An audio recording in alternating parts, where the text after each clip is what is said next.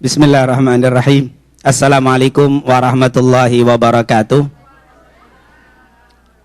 Alhamdulillah wassalatu wassalamu ala rasulillah wa ala alihi wa man walah. Rabbi syrah li sadri wa yassir li amri wahlul 'uqdatam bil lisan yafqahu qawli. Subhanaka la ilma lana illa ma 'allamtana innaka antal alimul hakim. Amma ba'd.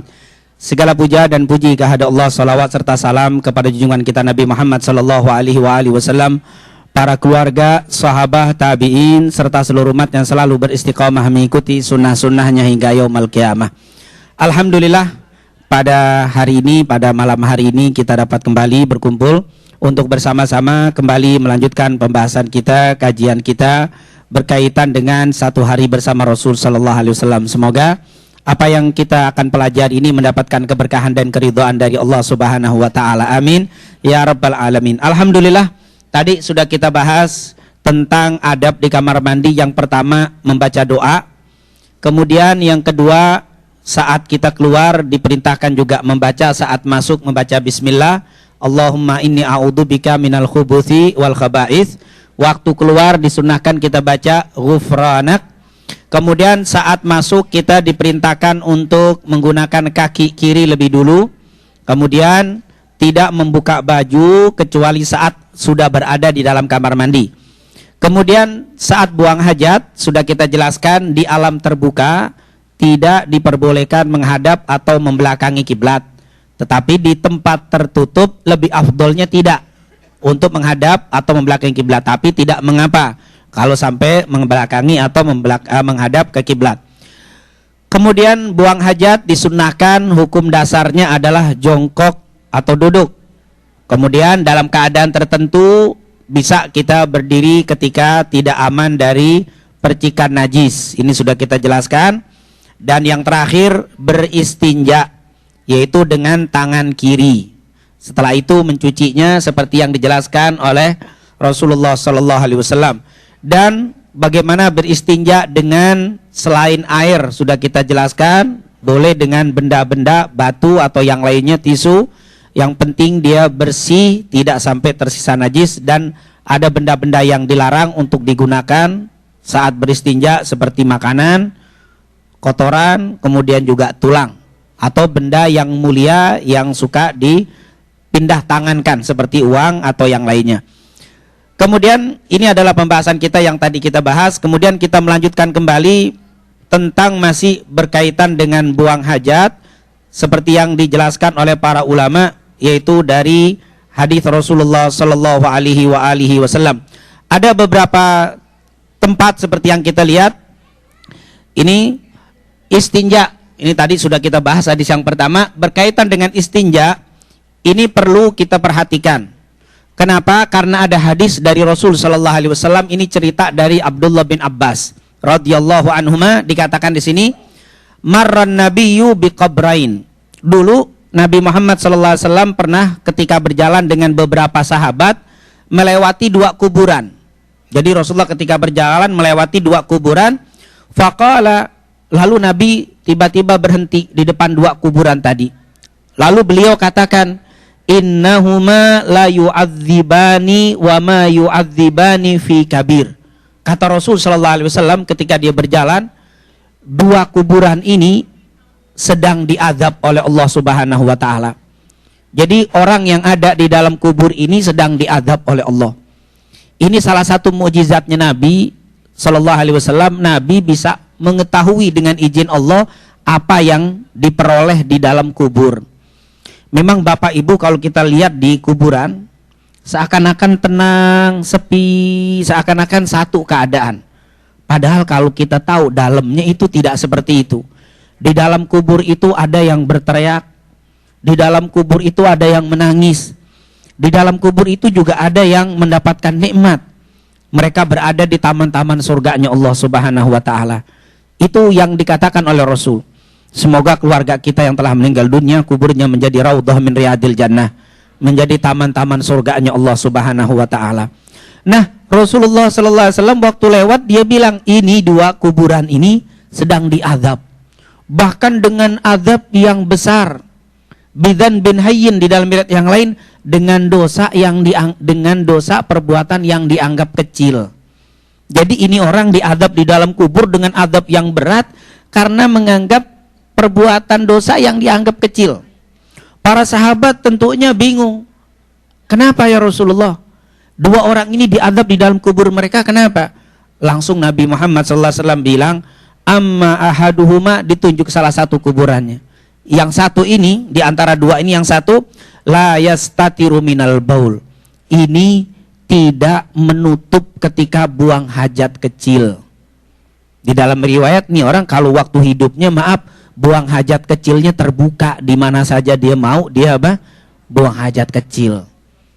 Di dalam riwayat yang lain nanti kita lihat, ini dulunya buang hajat tapi la yastanzih. Dia tidak istinja. Maaf kalau bahasa orang ini tidak cebok katanya. Tidak berbersih. Habis buang hajat menjalan saja.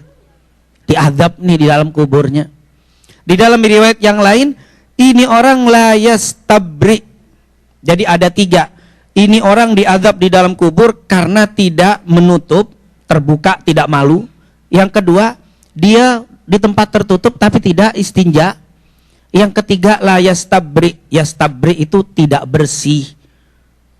Maaf, istinja si istinja, berbersih, tapi habis begitu masih netes, masih berantakan. Ini akan kena diadab di dalam kubur. Allah, ini kata Rasulullah SAW. Bahkan di dalam hadis yang lain, terbanyak adab di dalam kubur gara-gara buang hajat itu tadi itu. Dan ini dikatakan di dalam hadis, hadzani rajulani. Dalam riwayat yang lain, ini orang laki-laki. Karena kata Rasul yang banyak kejadian begini laki. Buang hajat kecilnya sembarangan, tidak cebok, atau kalaupun dia beristinja tidak bersih sembarangan. Ini kena diadab di dalam kubur. Wa ammal akhar, adapun yang satu lagi diadab, kan dua kuburan. Satu ini gara-gara buang hajatnya tidak bersih, tidak menutup, tidak istinja. Yang satu lagi fakana yamshi bin namimah, suka mengadu domba. Ini yang diadab di dalam kubur nih kata Rasul. Yang satu buang hajatnya tidak rapi sehingga diadab di dalam kubur. Yang satu yamshi bin namimah. Namimah ini suka ngadu domba, provokator, tukang kalau orang ini katanya tukang tukang ngompor-ngomporin, tukang kilik katanya. Orang di sini sudah adem, ibu sama sini adem, datang ibu dibilang begini sama dia. Mulai ini yang model begini terbanyak diadab pertama sebelum di akhirat, dikubur lebih dulu diadab. Ini tukang pecah belah umat. Warga sudah rapi, jamaah sudah rapi, dia masuk hancur, dia balang sini, disampaikan. Kadang-kadang maaf, dengan alat yang canggih sekarang ini lebih berbahaya ibu.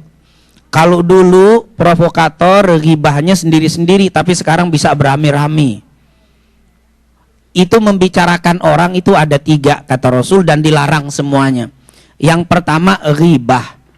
Ghibah itu apa Ustaz? Ghibah itu membicarakan aib saudara kita dan itu aibnya betul-betul ada. Itu namanya ghibah. Memang ibu itu begitu, memang bapak itu begitu. Kita bicarakan itu namanya ghibah. Ada yang satu lagi namanya fitnah. Dia tidak melakukan itu, tapi kita kita bicarakan, itu namanya fitnah, lebih besar lagi. Ada namanya ifkun atau ifki. Ifkun itu apa? Ifkun itu menyampaikan berita yang belum jelas beritanya benar apa tidak benar. Katanya, nah ini yang katanya nih, konon kabar-kabari bapak itu begini, tapi saya nggak tahu benar apa tidak. Itu namanya ifk dan itu dilarang ibu. Sama hukumnya. Kalau istilah bahasa grup ini WhatsApp, ini berita saya tidak bertanggung jawab kebenarannya, sama aja. Membicarakan aib orang, disampaikan terus pakai lepas diri lagi. Saya tidak bertanggung jawab. Saya hanya copy cuman begitu aja. Pakai dari tetangga lagi bilangnya. Tidak kena. ibu, bapak menyebarkan berita buruk, kita tidak tahu pasti benar apa tidak, hukumnya haram juga. Tidak boleh. Itu namanya ifkun. Di dalam bahasa Al-Quran itu ifk, dan ifk itu adalah perbuatan yang haram. Jadi hati-hati. Terlebih lagi yang kita sampaikan menyebabkan timbulnya permusuhan. Nah, ini namanya namimah, yaitu berita orang walaupun benar, Bapak. Ini betul-betul beritanya benar, orang ini membicarakan si fulan. Kita sampaikan, akhirnya jadi sampai dan jadi ribut, kita disebut namam, tukang pembawa berita, tukang provokator. Orang yang seperti ini banyak diadab di dalam kubur. Banyak diadab di dalam kubur, subhanallah. Oleh karena itu jangan pernah, kalau perlu kata Nabi, jadilah kamu pemperdamai. Ibu ini sedang tidak tegur sapa dengan ibu fulan, bapak fulan tidak tegur sapa. Kita menjadi penengah, ini yang diajarkan Nabi Muhammad SAW.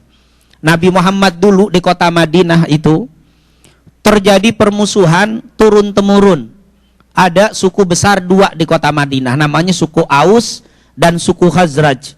Ini ribut, bertengkar, tidak pernah damai dari turun-temurun. Datang Nabi Muhammad, didamaikan. Begitulah umat Nabi Muhammad. Kita kalau mau menjadi umat Nabi Muhammad harus menjadi juru damai. Di mana ada kita yang tadinya tidak akur jadi akur. Jangan terbalik. Jangan terbalik. Insya Allah kita menjadi pendamai saudara-saudara kita semuanya. Amin. Ya Rabbal Alamin. Dan semoga permusuhan yang ada di antara kita kurang faham, insya Allah disatukan oleh Allah Subhanahu wa Ta'ala. Karena begitu hebatnya perintah tersebut sampai bapak ibu boleh bohong untuk mendamaikan orang, sampai apa? Boleh bohong. Padahal bohong tidak boleh, tapi mendamaikan orang boleh. Karena begitu hebatnya perintah untuk mendamaikan orang. Tapi sebaliknya membuat permusuhan sangat besar, dan ini diadab di dalam kubur, kata Rasulullah SAW. Lalu yang menarik, Nabi Muhammad SAW setelah itu akhadha jaridatan radbatan fasyaqqaha nisfain. Lalu Nabi mengambil pelepah korma yang masih basah diambil, kemudian dibelah menjadi dua. Fagharaza fi kulli qabrin wahidatan. Setiap kubur ditancapkan pelepah kurma tadi satu, ditancapkan satu lagi.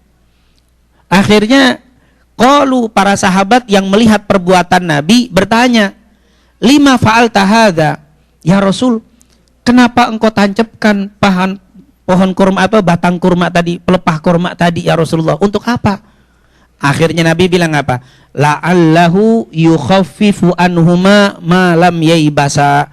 Semoga pelepah kurma ini bisa meringankan siksa orang yang ada di dalam kubur selama masih basah. Hadis Bukhari. Tidak ada yang mengatakan ini hadis lemah, ini hadis sepakat sahih, hadis Bukhari. Kata para ulama, lihat kata Nabi, pelepah kurma masih basah, insya Allah bisa meringankan siksa yang ada di dalam kubur mereka berdua. Kenapa? Karena pelepah kurma yang masih basah atau pohon-pohon yang hidup yang basah, yang hidup itu mereka bertasbih. Di dalam Al-Quran Allah katakan, yusabbihu lillahi ma fis samawati wa ma fil ard. Bertasbih kepada Allah apa-apa yang ada di langit dan di bumi. Jadi yang bertasbih bukan bapak ibu saja, bahkan binatang, pepohonan itu bertasbih kepada Allah. Jadi Nabi letakkan itu agar supaya tasbihnya meringankan siksa ahli kubur. Subhanallah. Bisa diambil hikmah, kalau pelepah pohon yang bertasbih bisa meringankan beban ahli kubur, bagaimana kalau seorang anak bertasbih, seorang anak berdoa untuk orang tuanya, kita muslim berdoa untuk muslim, luar biasa. Makanya kita bingung, ada orang yang bilang begini, doa anak atau doa orang yang sudah meninggal untuk orang hidup nih, berdoa untuk orang meninggal tidak sampai. Zikir tidak ada manfaat, kalau sudah mati, sudah selesai, nggak ada urusan. Ini bagaimana hadis ini? Pelepah korma hanya diletakkan begitu, bagaimana? Ini tentunya bertentangan dengan keyakinan tadi. Kita kalau mendengar ada orang yang mengatakan Pokoknya orang yang sudah mati selesai, nggak ada urusan dengan orang hidup, silahkan saja. Tapi kalau kita lebih yakin dengan hadis-hadis yang ada, orang hidup masih ada kaitannya dengan orang yang sudah meninggal dunia, apalagi keluarga, anak. Allah, ketika kita baca Rabbi ghfirli wali walidayya warhamhuma kama rabbayani shaghira, kata para ulama, seandainya ada seorang anak atau seorang muslim membaca doa begini, Allahumma ighfir lil muslimina wal muslimat wal mu'minina wal mu'minat al ahya minhum wal amwat, itu doa kalau bisa digambarkan kegembiraannya, mungkin kita lebih gembira orang hidup ketika dapat emas sebesar gunung Uhud, girangnya segimana, mereka lebih gembira dapat doa seperti tadi. Ini yang harus kita lakukan. Alhamdulillah Nabi sudah memberitahukan pelepah korma yang basah bisa meringankan. Ini kata Rasulullah Sallallahu Alaihi Wasallam. Ini luar biasa pelajaran yang bisa kita ambil. Intinya dikasih tahu sama Nabi, ternyata terbanyak siksa di dalam kubur gara-gara istinja. Ini salah satunya yang kita fokus pembahasannya adalah masalah istinja. Oleh karena itu tadi kita sudah terangkan istinja harus diperhatikan.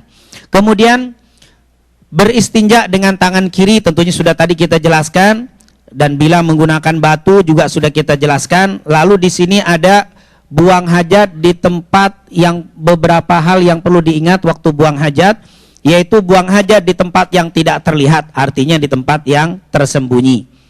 Jadi tidak boleh sembarangan, adabnya tidak di tempat berkumpulnya orang. Ini berkumpulnya orang, ya kalau di Amerika alhamdulillah saya lihat, walaupun kalau kita lihat muslimnya tidak terlalu banyak seperti Indonesia, tapi Islamnya, ajarannya luar biasa, banyak dipakai di sini. Jadi tidak mengherankan orang yang mengatakan di sini muslim tidak ada tapi Islamnya ada banyak. Di Indonesia kita baru mau nunggu di tempat halte aja. Waduh. Pernah nunggu-nunggu di halte, jangan di kota-kota kayak Jakarta saja. Nunggu aja di halte, itu baunya Masya Allah. Itu Islam mungkin yang buang hajat, padahal Rasulullah SAW mengatakan apa? Ittaqul la'anin, katanya la'anaini, takutlah kalian dengan dua kutukan. Qala wa man la'anani ya Rasulullah, siapa ya Rasul yang ditakut dilaknat itu? Qal alladhi yatakhalla fi tariqin nas au fi dhillihim, orang yang buang hajat di tempat orang kumpul atau di jalan orang yang dilewati. Kita maaf, ada orang buang hajat kecil di situ. Pas kita mau masuk ke halte, bau, ya Allah bau banget. Siapa sih? Nah, itu menjadi orang yang mengeluh dengan baunya, orang yang buang hajat kena kutukan. Dijauhkan dari rahmat Allah gara-gara orang terganggu. Setiap yang terganggu, semakin banyak orang terganggu, semakin jauh dari rahmat Allah. Itu orang lagi tidur, yang buang hajat udah tidur, tapi tetap aja kena apa? Kenapa setiap orang terganggu? Subhanallah.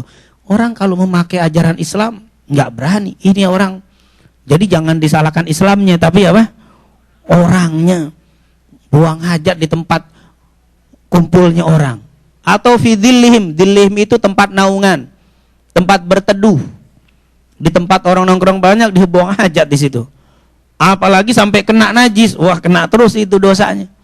Nah, ini berarti buang hajat kenapa dilarang? Karena baunya. Ada sekarang lebih parah lagi Bapak Ibu yang dimuliakan Allah. Bukan di halte, bukan di bawah naungan, di bawah pohon, di masjid. Buang hajat nggak disiram, mau orang masuk, ini kena dosanya sama. Di kamar mandi masjid, kadang-kadang masuk kita bau nggak disiram, kena ibu orang yang terganggu, kita kena kutuk. Makanya di sini subhanallah, kalau dia belajar Islam nggak mau meninggalkan kamar mandi kalau masih dibau, dia akan bersihkan. Karena setiap orang yang terganggu dengan buang hajat kita, dosa kita, subhanallah, luar biasa. Ini ajaran junjungan kita Nabi Muhammad Sallallahu Alaihi Wasallam. Makanya di sini orang yang mau belajar Islam jangan lihat orang Islamnya, tapi lihat ajaran Islamnya. Karena kalau lihat orang Islamnya nanti bingung, kok Islam kotor, dipikir begitu. Padahal tidak. Islam luar biasa mengajarkannya. Tidak di air menggenang, air yang tidak berjalan, itu tidak boleh buang hajat di situ. Rasul sallallahu alaihi wasallam marang, dikatakan oleh Jabir an Rasulillah annahu naha an yubal fil ma'ir raqid. Nabi melarang orang buang hajat kecil atau besar di air yang tidak bergerak, diem. Ustaz, tapi di WC kita kan nggak bergerak, tapi kan keluar, nanti digituin kan hilang. Ini yang betul-betul tidak bergerak, itu tidak boleh. Karena baunya itu akan apa? Nah, tapi kalau dia di air yang berjalan, tidak apa-apa. Ini dilarang oleh Rasul sallallahu alaihi wasallam. Tidak di lubang. Di lubang yang kita waktu lihat ada lubang, main buang hajat aja di situ. Tidak boleh. Anna Rasulullah sallallahu naha an yubal fil juhri. Nabi melarang buang hajat di juhur. Juhur itu adalah lubang.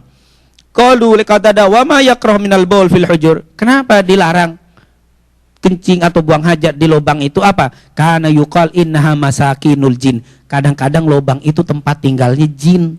Hadis riwayat Imam Ahmad, Abu Dawud. Itu lubang yang kita nggak buat. Lain bapak lagi camping di tempat terbuka mau buang hajat, nggak ada kali dibikin lubang terus tutup, itu lain. Tapi kita nyari terus ada lubang sendiri, nggak boleh itu. Yang sudah ada apa? Sudah ada lubangnya yang sebelum kita datang. Dikhawatirkan tempat apa? Masakinul jin. Habis buang hajat ketawa-ketawa dia. Kenapa aku masukkan jin? Jin tersinggung. Waduh, tempat saya dibikin begini. Akhirnya dia masuk. Ada nggak? Ada orang kemasukan jin. Itu dikuasai. Loh, itu bisa. Nanti juga Rasul sallallahu alaihi wasallam melarang ibu air panas. Mungkin setelah kita masak air panas atau setelah itu air panas tidak digunakan mau dibuang, nggak boleh dibuang begini. Dia buangnya apa? Tidak boleh seperti buang air biasa diserat dilempar begitu. Dia melemparnya buangnya harus apa? Begini apa namanya dia? Buang pelan-pelan. Tidak dia apa? Siram begitu. Itu tidak boleh. Kata Rasul sallallahu alaihi wasallam, dikhawatirkan ada jin. Nanti kena, akhirnya subhanallah adabnya. Kita sama jin aja disuruh beradab, ada apa?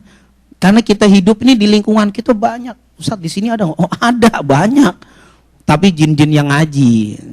Jin-jin yang nggak ngaji, jin itu sesuai dengan kita, kata para ulama. Ada jin yang suka sholat, ngaji, dia ikut seperti kita. Karena jin itu tidak ada ulamanya, nggak ada pengajian jin, tidak ada. Yang ada jin ikut ngaji sama manusia, karena jin itu minder dengan manusia, karena dia tahu nabinya dari manusia. Dia nggak ada jin, nggak ada nabi, nabinya Nabi Muhammad SAW. Imam-imamnya, kiainya, ulamanya, ulama manusia, nggak ada jin ngikut ulama jin. Jin itu ikut manusia. Oleh karena itu bodoh kalau ada orang mengangkat jin melebihi dirinya, dia menjadi mengabdi kepada jin. Mestinya jin yang apa? Kan ada orang yang menjadikan jin sebagai panutan. Mestinya manusia jadi panutan jin. Karena memang dia tidak memiliki percaya diri di depan manusia, dia ikut. Nah, lihat, jangan buang hajat di lubang karena di situ ada bisa tempat jin. Di bawah pohon yang berbuah. Pohon yang sedang berbuah tidak boleh. Untuk apa buang hajat di situ? Ada kata para ulama, maaf, buang hajat air kecilnya, kemudian mungkin diserap sama apa? Akarnya masuk ke sono. Ada yang bilang, oh tidak begitu, dia buang hajat di situ, nanti khawatir buahnya jatuh, kena najis. Atau khawatir orang mau mengambil buah tadi, menginjak apa? Najis. Nabi bilang jangan yang sedang berbuah, karena yang sedang berbuah ada kemungkinan besar orang datang, buah jatuh dan seterusnya. Dilarang oleh Nabi Muhammad sallallahu alaihi wasallam. Luar biasa Rasulullah sallallahu alaihi wasallam. Itulah apa berkaitan dengan buang air. Dan sekarang kita bahas yaitu tentang mandi hadas besar Rasulullah sallallahu alaihi wasallam. Bagaimana? Karena ini pelajaran kelihatannya kecil tapi sangat-sangat penting. Sholat kita walaupun baca surat Al-Baqarah, kalau mandinya salah nggak diterima. Baca surat Al-Baqarah dari awal sampai 286 nggak bisa diterima sebelum kita mandinya betul. Makanya di sini kita lihat bagaimana cara Rasulullah mandi hadas besarnya, karena ini masih berkaitan dengan kamar mandi. Allah Subhanahu wa taala berfirman, "Ya ayyuhalladzina amanu idza qumtum ilas salati faghsilu wujuhakum wa aydiyakum ilal marafiqi wamsahu bi ru'usikum wa arjulakum ilal ka'bain wa in kuntum junuban fattahharu." Hei orang-orang yang beriman, apabila kalian hendak mendirikan salat, maka basuhlah wajah kalian, kedua tangan kalian sampai siku, basuhlah sebagian kepala dan kaki. Ini adalah dalil berwudu. Ini dalil berwudu, surat Al-Maidah ayat 6. Kemudian wa in kuntum junuban, dan jika kamu dalam keadaan junub, fattahharu, maka bersucilah, mandilah. Berarti mandi wajib adalah perintah langsung dari Al-Qur'anul Karim. Mandi junub ini bisa karena berhubungan suami istri, mimpi, haid, nifas, itu juga kena apa? Kena hukum mandi junub. Ini mandi junub. Allah Subhanahu wa taala berfirman, "Ya ayyuhalladzina amanu la taqrabus shalah wa antum sukara." Hai orang yang beriman, jangan kau mendekati salat sementara kalian dalam keadaan mabuk. Hatta ta'lamu ma taqulun, sehingga kalian mengerti apa yang kalian ucapkan. Ini yang saya gunakan juga kemarin dalil Ibu ya, lagi baca Quran. Enggak habis-habis tuh bacaan karena ngantuk. Dalikal kitabul alif lam mim dalikal kitabul. Ya, ini akhirnya lebih baik apa? Tutup, tidur. Jangan sampai apa? Jangan sampai kita membaca akhirnya kita acak-acakan. Bahkan ibu mau sholat isya ngantuk sekali. Jangan sholat dalam keadaan begini-begini. Mendingan ibu tidur aja dulu. Ntar banguninnya suami, banguninnya setengah jam 1 jam dulu. Saya mau tidur. Lebih baik daripada apa? Angguk-anggukan. Imamnya baca Inna Atoina kayaknya lama sekali.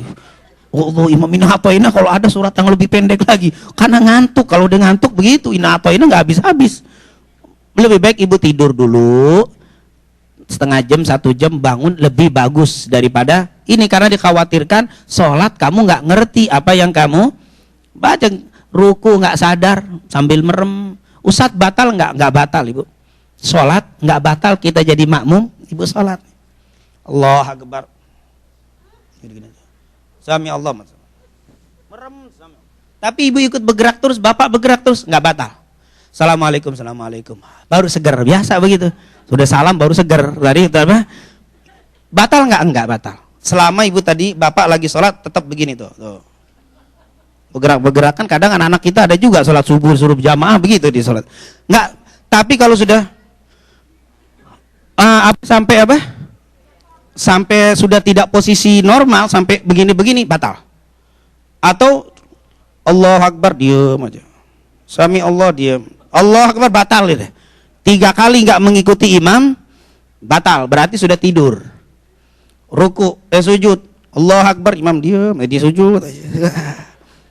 Colek-colek sama temennya baru bangun, itu batal itu. Itu namanya kalau bahasa Arab ada sinah, ada naum. Dalam Al-Quran kan, la ta'khuduhu sinatun wala naum. Sinah itu matanya terbejam, hati otak masih ngah, masih sadar. Itu namanya sinah. Kalau naum, hati, otak, mata merem. Yang tadi sinah ibu. Waladhdallin, amin. Mata terus merem. Allah Akbar, Allah Akbar. Itu namanya sinah, itu masih apa? Hati masih nyambung, otak, tapi mata sudah sinah ini. Ini tidak batal. Tapi kalau naum, imamnya sudah ruku, dia tetap berdiri istiqomah. Rajin, dia nggak berdiri, nggak duduk-duduk, batal itu. Itu namanya naum namanya. Nah, ini kalau dia tidak sadar lebih baik tidur. Jangan sampai kamu sholat sementara kamu tidak sadar apa yang kamu ucapkan. Wala junuban illa abirin sabil hatta taghtasilu, dan dikatakan di sini dalam keadaan orang yang junub, yaitu terkecuali sekedar sedang kamu dalam keadaan junub jangan melewati masjid kecuali hanya sekedar lewat saja, kecuali sampai mandi. Ini menunjukkan bahwa orang yang sedang junub dianjurkan untuk mensegerakan mandi hadas besar. Para ulama sepakat yang lebih utama mandi dari hadas besar ini disegerakan. Yang paling sepakat sudah. Junub jam 12, mandi jam 12, itu sepakat. Junub jam 1, mandi jam 1, itu yang paling bagus, sepakat. Tapi tidak mengapa ditunda. Junubnya jam 1, mandinya subuh. Tapi jangan lewat sebelum subuh mandi kan. Jangan jam 6 subuhnya lewat juga. Jadi subuhnya pas adzan bangun mandi. Nah itu boleh. Nah tapi ada beberapa hal yang perlu diingat. Jika tidak, artinya jika tidak disegerakan, ada beberapa hal. Yang pertama, bila hendak tidur baiknya berwudu. Nih, dikatakan oleh Nabi Muhammad sallallahu alaihi wasallam, kana Nabi idza arada an yanam wa huwa junub ghassala farjahu wa tawadda wudu'ahu lis-shalah. Junub malam-malam mau mandi, besok pagi saja boleh, tapi hendaklah dia membersihkan kemaluannya, berwudu seperti wudu sholat, tidur. Jadi belum mandi tapi dia wudu dulu. Nabi tidak pernah tidur dalam keadaan junub. Jadi paling tidak apa? Berwudu. Jadi mandinya subuh tapi tidurnya dalam keadaan apa? Wudu. Ini Rasul sallallahu alaihi wasallam. Kita khawatir nggak bangun lagi besok pagi. Kalau kita meninggalkan dalam keadaan apa? Berwudu, jangan sampai junub. Ini yang pertama. Jadi tidak disegerakan tidak apa-apa, tapi kalau bisa tidurnya dalam keadaan apa? Berwudu. Yang kedua, bila hendak berhubungan kembali hendaknya berwudu. Maksudnya bagaimana Ustaz? Ini nggak apa-apa, ini untuk apa? Berhubungan suami istri, junub, dia nggak mandi, duduk dulu. Terus maaf, mau berhubungan lagi, wudu. Jangan berhubungan dalam keadaan junub. Rasulullah SAW mengatakan, paham nggak ini maksudnya? Paham ya? Paham ya sudah. Idza ata ahadukum ahlahu, apabila datang seseorang kepada istrinya, summa arada an yu'awid, kemudian dia ingin mengulangi lagi, falyatawaddo bainahuma wudu'an, hendaklah di antara keduanya berwudu. Artinya hubungan pertama mau yang kedua wudu. Nah, ini yang disunahkan oleh Rasul sallallahu alaihi wasallam. Jangan dalam keadaan berhubungan, tidak berhubungan dalam keadaan junub, jangan. Wudu baru dia berhubungan. Ini yang diajarkan oleh Rasul sallallahu alaihi wasallam. Ibu waktu wudu habis berhubungan mau wudu, itu ibadah, wudunya ibadah, ngikuti Nabi Muhammad. Kelihatannya malas kadang-kadang mau wudu nih. Ini tapi kita bayangkan ini sunnah Rasulullah sallallahu alaihi wasallam. Dapat pahala berwudu antara dua ini. Hadis riwayat Imam Muslim, artinya hadisnya sahih. Jangan berhubungan dalam keadaan junub. Tapi yang pertama Ustadz, waktu berhubungan nggak berwudu nggak apa-apa karena nggak dalam keadaan junub. Kan belum. Tapi kalau sudah mau ngulang lagi baru berwudu. Yang ketiga, apabila hendak makan atau minum bagusnya berwudu. Junub nih, mau makan, kalau bisa makan jangan dalam keadaan junub. Makan nasi, apalagi pakai belanja dulu keluar jauh-jauh. Aduh, jangan dalam keadaan junub. Kalau bisa berwudu. Tapi ini lapar, makanan nggak ada, harus ke warung. Ya wudu baru ke warung beli. Jangan sampai keluar jauh-jauh dalam keadaan apa? Junub. Kita tidak tahu apa yang terjadi.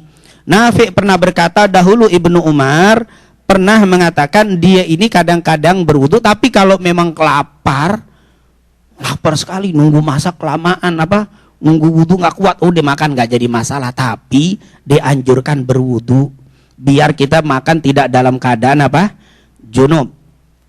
Rasulullah SAW tidak pernah berwudu, atau Rasulullah SAW pernah tidak berwudu, artinya Nabi juga pernah makan itu nggak pakai wudu, pernah, tapi sekali. Tapi rutinitas Rasulullah berwudu dulu. Ini menunjukkan nggak wudu nggak apa-apa kalau memang lapar nggak kuat lagi, udahlah langsung makan ya nggak apa-apa. Tapi afdolnya wudu wudu lebih dulu. Ini berkaitan dengan hadas besar. Nah, kemudian berkaitan dengan mandinya Rasul, bagaimana mandi junubnya itu. Sebenarnya mandi junub itu kan rukunnya hanya dua.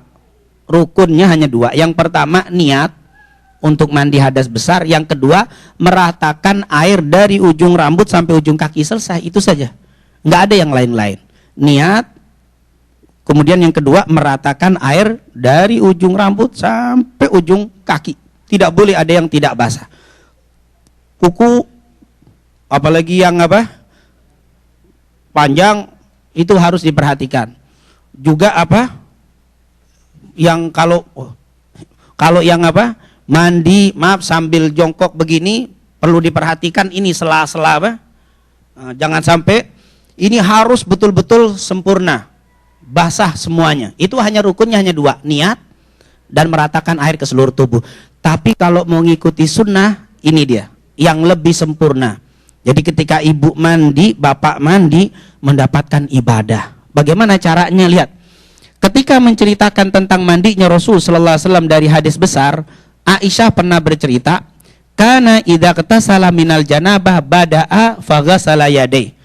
Dulu Nabi Muhammad SAW, kata Aisyah, kalau mau mandi dari hadas besar, dia cuci dulu kedua tangannya.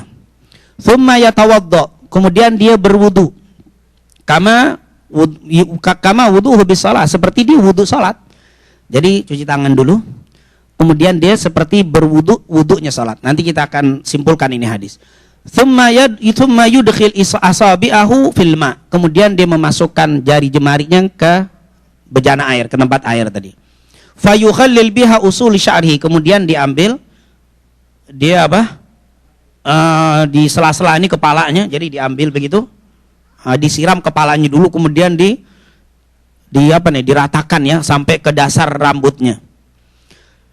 Tsumma yasubbu ala ra'sihi thalatha, kemudian dia menyiram di kepalanya 3 kali. Gharaqa biyadihi tsumma yufidul ma ala jiddihi kulli, kemudian meratakan air ke seluruh tubuhnya dengan tangannya. Nanti kita jelaskan, ini kita bacakan hadisnya dulu. Sementara menurut Maimunah, beliau mengatakan radhiyallahu anha, tawaddo'a Rasulullah wudu'ahu lis-shalah. Nabi kalau mau mandi hadas besar, dia berwudu seperti wudunya hendak mendirikan salat. Ghaira rijlaihi, kecuali 2 kakinya dia tidak cuci. Jadi dia menurut Maimunah wudu, tapi waktu membasuh kaki dia nggak basuh kakinya. Dia tangan semua, tapi giliran kaki dia tidak basuh. Wa ghasala farjahu, kemudian tentunya dia mencuci kemaluannya, wa ma asabahu minal adza, dan mencuci bagian-bagian tubuhnya yang terkena mani, dia bersihkan. Tsumma afadha alaihi alma, kemudian dia menyiram air, tsumma nahari rijlaihi faghasalahu ma hadhi ghasalahu minal janabah. Inilah cara mandinya Rasul sallallahu alaihi wasallam. Dari hadis-hadis yang sahih ini maka diketahui cara mandi janab, mandi junub, mandi janabah, mandi junubnya Rasul sallallahu alaihi wasallam. Yang pertama yaitu lihat, dia ini tidak berwudu setelah mandi. Ini ada hadis dari Aisyah, karena Nabi SAW la yatawaddo ba'dal ghusl. Nabi kalau sudah mandi hadas besar tidak berwudu. Hadis juga sahih ini. Nah, Rasulullah SAW juga pernah mandi dengan istrinya, mandi berdua dengan istrinya Rasulullah SAW pernah. Ini tidak apa-apa, tidak menjadi hal yang dilarang. Rasulullah SAW pernah, di dalam hadis riwayat Imam Bukhari dan Muslim. Nah, ini tentunya cerita tentang Rasulullah pernah mandi dengan Aisyah, Rasulullah pernah mandi dengan Ummu Salamah. Ini tidak mengapa. Nah, dari penjelasan hadis ini maka dapat kita ambil pelajaran dan kesimpulan cara mandinya Rasul sallallahu alaihi wasallam. Yang pertama, ini Rasulullah SAW kalau mau mandi junub, Rasulullah SAW tentunya membasuh kemaluannya. Artinya kalau bahasa kita istinja ya berbersih.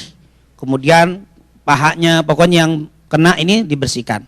Setelah itu baru Rasulullah SAW mencuci tangannya.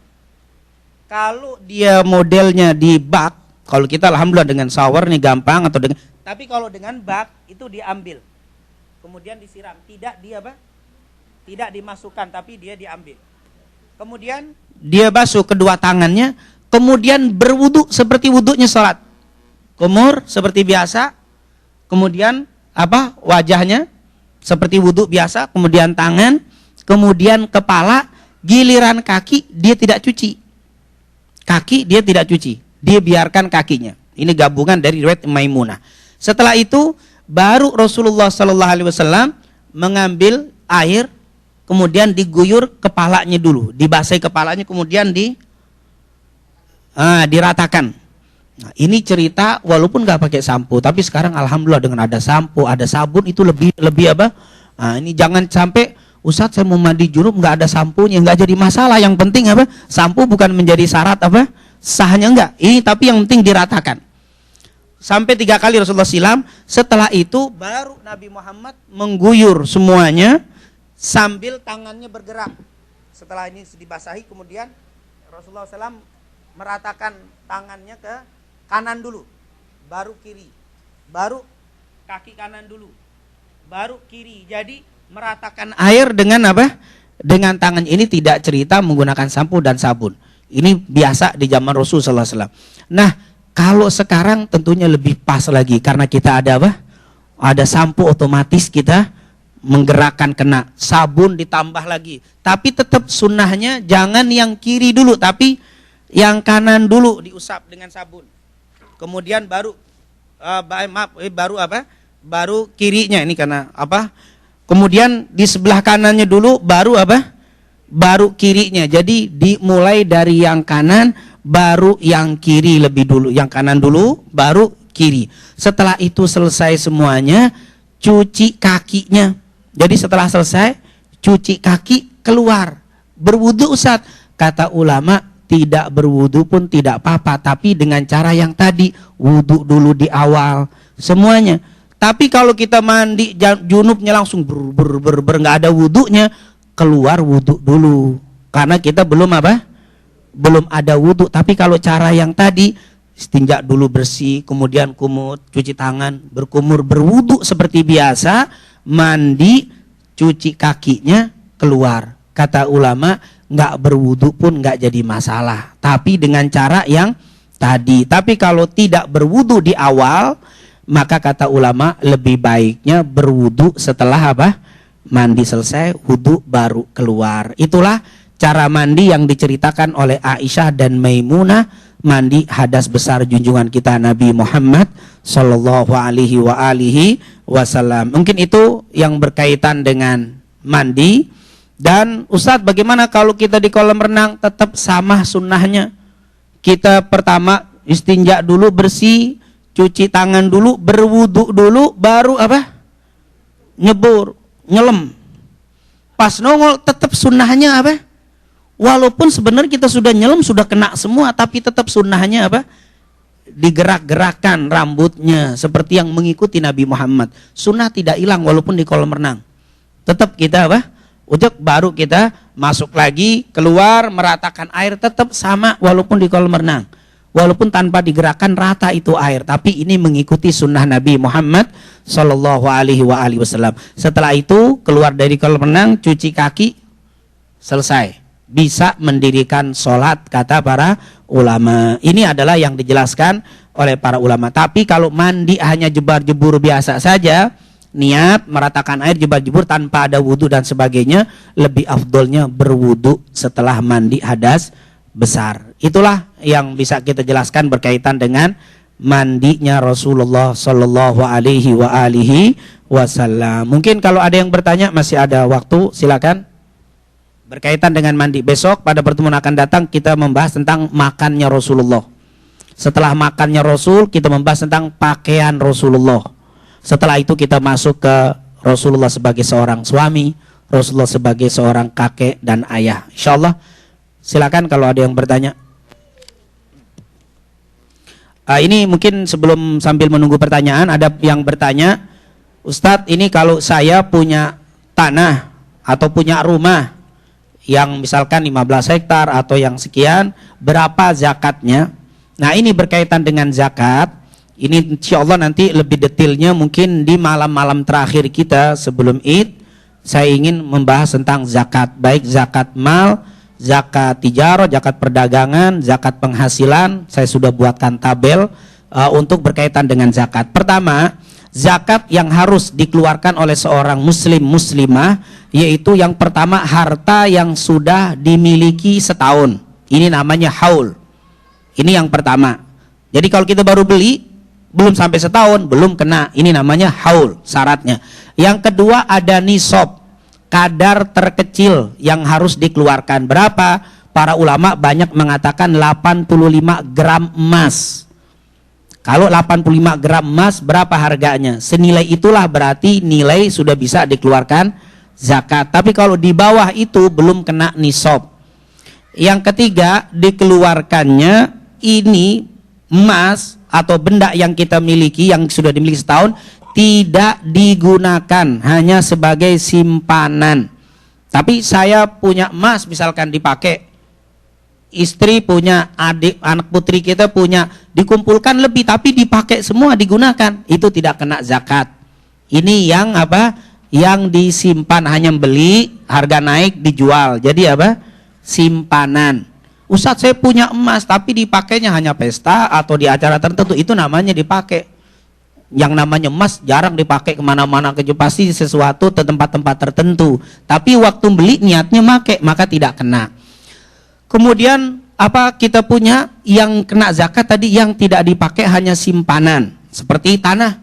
Saya punya tanah 15 hektar atau sekian hektar. Tapi sekarang digunakan, misalkan ada yang berkebun di situ, maka zakatnya bukan zakat tanah tapi zakat kebun hasilnya tadi. Hasil kebunnya nanti dikeluarkan zakat. Kebunnya nanti tergantung, kalau airnya dari tada hujan itu besar 10%. Tapi kalau lewat pengairan ada modal maka 5%. Nanti ada kita jelaskan zakat perkebunan. Tapi kalau tanah ini ternyata ada rumahnya, tanahnya besar, ada rumahnya disewakan. Zakatnya hasil sewa rumah, bukan tanah. Tapi kalau itu tanah nganggur sama sekali tidak dipakai, hanya dibiarkan sebagai investasi, sebagai simpenan, ini kena kalau sudah 1 tahun kena besar. Karena Islam itu yang dikenakan zakat harta yang mati, tidak bergerak. Ini akan. Tapi kalau digerakkan malah kecil. Tapi kalau nggak digerakkan malah besar. Jadi kalau tadi 15 hektar sudah dimiliki setahun, tidak aktif, tidak produktif, mati tanahnya, hanya simpanan saja, setiap tahunnya kena 2,5% dari harga tanah. Ini akan besar. Tapi ternyata di situ ada kebun, ada orang menanam, cocok tanam, tanahnya tidak kena zakat, tapi yang kena adalah hasil dari kebun tadi. Jadi Islam intinya tidak mau orang Islam punya harta yang mati, diem, tidak bergerak, tidak manfaat, itu akan besar zakatnya. Itulah berkaitan dengan tanah. Begitu juga punya rumah 2, rumahnya dipakai apa tidak dipakai? Digunakan Ustadz, nggak kena zakat. Ustadz, tuh tanah ini disewakan, maka kena zakatnya hasil sewanya, bukan rumahnya. Sewanya 1 tahun, misalkan dia 10.000 atau 100.000, maka 2,5% dari 100.000, bukan dari harga tanah, bukan dari harga rumah, karena itu disewakan. Jadi ini dihitung seperti perdagangan. Itu berkaitan dengan zakat. Mungkin nanti lebih detail, insya Allah dengan tabelnya saya sudah buat sebenarnya berkaitan dengan zakat ini. Insya Allah nanti kesempatan kita sebelum masuk Idul Fitri, karena ini perlu juga berkaitan dengan zakat. Nanti insya Allah kita akan bahas tentang zakat. Nah, ini sudah saya buatkan tabelnya, insya Allah lebih mudah. Ini kita buat zakat peternakan. Sudah kita cara menghitungnya pun insya Allah bisa menghitung sendiri nanti. Ini kalau yang punya kambing atau domba, unta, ternak ayam dan sebagainya, emas. Nah ini seperti yang kita lihat 8 unggar emas murni. Kalau perak sekian kadarnya. Contohnya seperti ini. Sudah saya buat tabelnya. Dan insya Allah ini bisa diambil dan sangat mudah, bisa menghitung sendiri nanti. Nah, ini insya Allah untuk bab zakat. Ini sampai pertanian, bahkan penghasilan. Ini zakat penghasilan, berkaitan dengan penghasilan nanti kita lihat ada 2 pendapat ya. Ada yang mengatakan ada zakat penghasilan, ada yang tidak. Nanti kita akan jelaskan. Ini dihitungnya, cara menghitungnya semuanya yang lengkap dan bahkan yang menerima zakat juga ada. Insya Allah lebih detailnya pada pertemuan selanjutnya. Silakan kalau ada yang bertanya, yang lainnya berkaitan dengan mandi, silakan. Assalamualaikum warahmatullahi wabarakatuh. Ya Ustaz, kalau berwudu lebih baik kan kita nggak telanjang bulat gitu ya. Sama kalau kita berwudu, kalau sudah berwudu kan kalau megang kemaluan kan batal gitu Mas ya. Iya betul. Nanti di dalam berwudu ada rukun arkanul wudu, ada rukun-rukun wudu, ada sunanul wudu, sunnah-sunnahnya wudu, ada makruhatul wudu, makruh-makruhnya wudu. Nah, makruh-makruhnya wudu atau bisa dikatakan adabul wudu, adab di dalam berwudu. Di antaranya tadi, betul saat berwudu makruh telanjang bulat, tidak memakai sedikit pun. Jadi kalau habis mandi mau wudu lebih baik pakai apa? Handuk berwudu. Tapi kalau dia tidak pakai apa-apa boleh. Tapi adabnya kurang bagus. Itu jadi adab. Juga diantaranya adab wudu, habis wudu tidak sunnah dikeringkan. Jadi kurang bagus. Lebih baik wudu itu kering sendiri. Tidak dilap dengan handuk, tisu. Jadi sunnahnya. Tapi kalau dilap tidak jadi masalah. Tapi adabnya habis berwudu dibiarkan dia kering dengan sendirinya. Ini adab berwudu. Kemudian juga nanti adab berwudu tidak di WC. Di tempat wudu, kita wudu di tempat WC boleh. Di sini tempat WC berdekatan, Nah, tapi kalau dia WC-nya agak jauh nggak jadi masalah. Nih yang berdekatan ada ya tempat khusus WC, di berwudu di situ. Itu juga nggak apa-apa selama tidak ada najis. Tapi adabnya kurang bagus. Lebih baik di tempat wudu tersendiri atau kamar mandi yang jauh dari apa? Dari WC-nya. Jadi memang ada beberapa adab wudu. Salah satunya tadi betul tidak dalam keadaan bertelanjang. Artinya menggunakan handuk atau yang menutup. Nah, kemudian kalau sudah berwudu memegang kemaluan, ini menurut jumhur diantaranya Imam Syafi'i batal. Ini batal, bukan adab, itu namanya mubtilatil wudu. Hal-hal yang membatalkan wudu, menyentuh kemaluan dengan kaf, dengan telapak tangan. Tapi kalau dengan ini tidak. Tapi kalau dengan ini batal. Ustadz kok dibedakan? Iya, ini beda dengan ini. Karena nanti hukum beda. Ini punya zat, ini cairan yang tidak ada di apa? Di telapak. Begitu juga paling mudah dibuktikan di saat kita makan nanti. Makanan yang sudah dipegang dengan ini beda yang belum disentuh. Busuknya dan seterusnya akan ada pengaruh. Ini memang beda. Kaf ini. Rasulullah nanti ada hadisnya, siapa yang menyentuh kemaluannya dengan tapak tangannya maka hendaklah berwudu. Itu jadi termasuk yang membatalkan wudu. Wallahu a'lam bishawab. Silakan Ibu. Waalaikumsalam warahmatullahi wabarakatuh. Ini masalah wudhu. Jadi sebelum aku berangkat kerja itu memang aku biasakan wudhu dulu. Tapi setelah di tempat kerja waktu sholat itu saya wudhunya itu enggak sempurna gitu. Karena ya satu tempat, keduanya waktu itu gitu, jadi nggak buka sepatu, nggak buka kaos kaki, terus kerudung juga nggak dibuka, terus tangan sih sampai apa itu sikut gitu loh. Tapi sudah wudu, sebelum ya, sudah wudu. Sebelumnya sudah wudu, iya. Itu bagaimana? Apakah itu sempurna atau bagaimana Pak Ustadz? Tapi setelah wudu itu, aku berdoanya begini, semoga Allah menyempurnakan wudhu saya dan diterima gitu. Ya. Terima kasih Pak Ustadz. Ya, ini berwudu sebelum bekerja luar biasa, Ibu. Keistimewaan menjaga wudu itu cukup banyak. Kalau kita lihat keistimewaan menjaga wudu, yang pertama menggugurkan kesalahan atau dosa dan mengangkat derajat. Ibu wudu, batal wudu, mau kerja wudu, pokoknya mau keluar dari rumah wudu. Orang yang suka menjaga wudu, lihat, itu akan ditinggikan derajatnya dan diampuni dosa-dosanya. Ini hadis riwayat Imam Muslim. Isbaghul wudu alal makari. Bahkan lihat dikatakan di sini, man tawaddo'a fa ahsanal wudu kharajat khatayahu min jasadi. Siapa yang berwudu itu akan digugurkan dosa-dosanya dari tubuhnya bersamaan dengan jatuhnya air wudu kita. Jadi wudu itu bukan hanya waktu mau apa? Mau sholat saja. Makanya di situ tadi mau tidur, mau disuruh. Rasulullah SAW tidak pernah batal kecuali langsung berwudu Rasulullah SAW. Kemudian mewudu menggugurkan dosa, jelas ini dikatakan cukup banyak hadisnya. Kemudian juga menjadi cahaya nanti di hari kiamat. Siapa yang menjaga wudu di hari kiamat keluar cahaya. Waktu itu Rasul ditanya, ya Rasul sama sahabat, kalau nanti di mahsyar ya Rasul, apakah engkau kenal kepada kami sebagai umatmu? Padahal kan dari seluruh manusia dari zaman Nabi Adam sampai hari kiamat dikumpulkan jadi satu. Bagaimana engkau kenal kami ya Rasulullah sebagai umatmu? Apa kata Rasul? Apakah engkau bisa mengenali kalau ada kuda yang berwarna hitam satu lapangan, tapi satu kuda berwarna putih? Kata Rasul, sahabat tadi, jelas kami kenal ya Rasul, kuda putih di antara kuda-kuda hitam. Begitulah aku kenal umatku, keluar cahaya dari wajahnya karena wudunya. Jadi luar biasa keluar cahaya, namanya ghurran muhajjalin. Ghurran muhajjalin itu keluar cahaya putih dari mukanya. Jadi nanti di yaumil kiamah kenal, oh ini umatku, ini Rasulullah kenal. Tapi kalau nggak pernah wudu, bingung ini siapa nih? Gelap, nggak ada cahayanya, sama kayak orang lain, nggak ketahuan. Jadi yang membedakan itu wudu. Jadi luar biasa Ibu, ini satu amalan yang alhamdulillah kalau kita bisa menjaga wudu. Bahkan kata Rasul menunjukkan keimanan seseorang.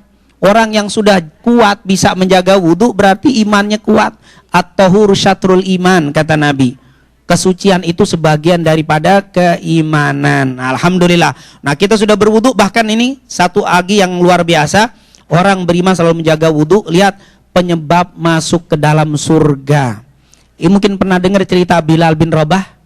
Bilal sahabat Nabi yang hitam. Sahabat Nabi yang hitam yang jadi muadzinnya Nabi. Itu Bilal bin Rabah. Bilal bin Rabah ini pernah di waktu pagi Rasulullah SAW habis sholat subuh manggil di depan para sahabat. Hei Bilal, amalanmu apa? Kok aku dengar suara sendalmu di depan Ka'bah, di depan surga. Sendalnya sudah di surga nungguin. Ya, hebat kan? Makanya ada juga orang yang suka doa, ibu, bapak saya doain masuk surga sama sendal-sendalnya. Emang sendal bisa masuk surga juga ternyata. Sendalnya didoain juga. Itu Bilal bin Rabah, lihat tuh. Dia bilang, aku mendengar suara sendalmu di depan surga katanya. Apa amalanmu yang hebat? Kata Bilal, aku nggak punya amalan apa-apa ya Rasul. Kecuali biasanya ya Rasul, kalau saya batal wudhu, saya wudhu lagi. Setiap batal saya wudhu, saya sholat 2 rakaat. Saya batal, saya wudhu, saya sholat 2 rakaat. Itulah kerjaan saya ya Rasulullah. Apa kata Rasulullah? Itulah yang menyebabkan kamu dirindukan surga. Jadi kalau yang wudhu batal, bukan ibu bapak saya masuk surga, sendal-sendalnya masuk surga juga. Luar biasa. Ini sebuah amalan yang menunjukkan begitu hebat ini wudhu. Sederhana, tapi luar biasa. Nah, setelah kita berwudu ternyata masuk ke kantor atau di waktu kerja, datang waktu sholat misalkan, kita mau wudu lagi, sebenarnya kita belum batal ibu. Kalau belum batal sebenarnya nggak usah wudu lagi, langsung saja sholat. Justru kalau kita habis wudu belum batal, wudu lagi makruh. Saya tadi misalkan habis maghrib, sholat maghrib, habis sholat maghrib makan, saya wudu, saya duduk di sini ngaji. Pas sebelum isya mau sholat, saya wudhu lagi, padahal belum batal, makruh, nggak boleh, nggak bagus. Kelihatannya rajin, hebat banget nih orangnya. Belum batal, wudhu lagi. Bukan hebat itu, justru itu makruh. Kenapa? Karena belum digunakan sholat fardu. Tapi kalau tadi bapak sebelum maghrib, ibu sebelum maghrib wudhu, sholat maghrib, buka, belum batal, wudhu lagi, sunnah. Kenapa? Karena wudhu yang pertama sudah dipakai sholat maghrib. Maka itu namanya tajdidul wudhu, memperbaharui wudhu, itu sunnah. Walaupun bapak ibu belum batal, wudhu lagi itu bagus, tapi sudah dipakai sholat fardu. Tapi kalau sholat sunnah enggak. Tadi habis sholat maghrib, habis makan batal, saya wudhu, masuk ke sini saya sholat tahiyatul masjid, saya sholat sunnah, duduk ngaji. Pas sholat isya nggak usah wudhu, kalau wudhu malah makruh. Jadi beda ya. Intinya ibu, yang bagus setiap satu sholat fardu satu wudhu itu sunnah. Tapi kalau satu wudhu digunakan untuk dua wudhu digunakan satu sholat fardu, makruh, tidak bagus. Nah tadi ibu dari rumah misalkan sebelum kerja jam 8, 9, jam 7 wudhu, datang ke kantor sholat duhur, datang belum batal, lebih baik nggak usah wudhu, langsung saja sholat. Tapi kalau batal baru. Tapi Ustadz tadi di kantor sudah sholat duha, nggak masalah.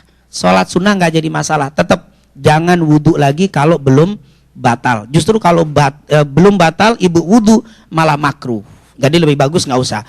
Ternyata sudah batal, saya wudhu, bagaimana? Wudhu tetap harus sempurna. Kalau memang sudah batal, ibu harus sempurna. Misalkan ini harus sampai di sini. Karena di ayat tadi surat Al-Maidah ya, faghsilu wujuhakum wa aydiyakum ilal marafiq, sampai ke marafiq. Berarti sampai sini. Wamsahu harus kena. Walaupun sedikit, walaupun ini nggak usah dibuka, cukup bisa dari apa? Masukin ke sini kan? Bisa, walaupun ini nggak usah dibuka, bisa. Bisa dimasukkan ke dalam ini. Tapi tetap harus sempurna. Nah, kalau kaki tentunya hanya sampai mata kaki. Alhamdulillah, jadi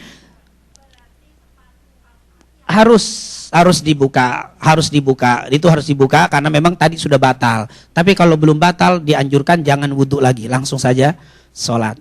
Wallahu a'lam bishawab. Sudah, tayyib. Selesai waktunya, insyaallah besok kita membahas tentang makannya Rasulullah.